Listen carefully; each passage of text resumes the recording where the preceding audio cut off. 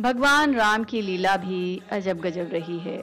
आजाद भारत में 1952 में जब पहली बार लोकसभा के लिए चुनाव हुआ तो 26 साल की एक महिला हिंदू महासभा के टिकट पर चुनाव लड़कर संसद पहुंची। जानते हैं वो महिला कौन थी? वो महिला एक कलेक्टर की बेगम थी। वही फैजाबाद के कलेक्टर जिन्होंने 1949 में प्रधानमंत्री के तौर पर पंडित जवाहरलाल नेहरू के उस आदेश को मानने से इनकार कर दिया था जिसमें कहा गया था कि रामलला की जिस मूर्ति को विवादित बाबरी मस्जिद में रखा गया है उसे वहां से हटाया जाए। कलेक्टर साहब ने तब कहा था कि रामलला की मूर्ति हटाने से पहले आपको मुझे यहां से हटाना होगा। बस क्या था, हिंदू महासभा ने कलेक्टर साहब और उनकी बेगम को हिंदुत्व के बड़े चेहरे के तौर पर पेश कर दिया। लगे हाथों 1952 का चुनाव आया और हिंदू महासभा के टिकट पर गोंडा पश्चिम से चुनाव जीतकर संसद पहुंच गई शकुंतला नायर।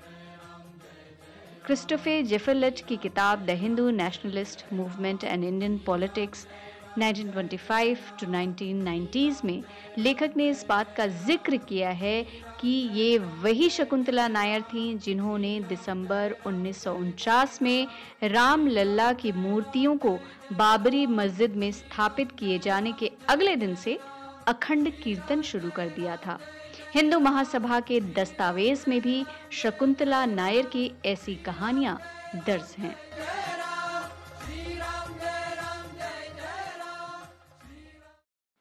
जनवरी 1926 में देहरादून स्थित बिष्ट परिवार में जन्मी शकुंतला का 20 अप्रैल 1946 को आईसीएस के नायर से विवाह हुआ। नायर रहने वाले भले ही केरल के थे, लेकिन आईसीएस में नियुक्ति के बाद उनका अधिकतर समय उत्तर प्रदेश में ही गुजरा। शकुंतला जब हिंदू महासभा से जुड़ी तो के नायर भारतीय जनसंघ से। 1952 के चुनाव में शकुंतला ने कांग्रेस के उम्मीदवार लाल बिहारी टंडन को गोंडा पश्चिम सीट पर हराया था। 1962 से 1967 तक वो उत्तर प्रदेश विधानसभा की भी सदस्य रहीं। फिर 1967 के चुनाव में भारतीय जनसंघ ने शकुंतला को कैसरगंज सीट से उतारा।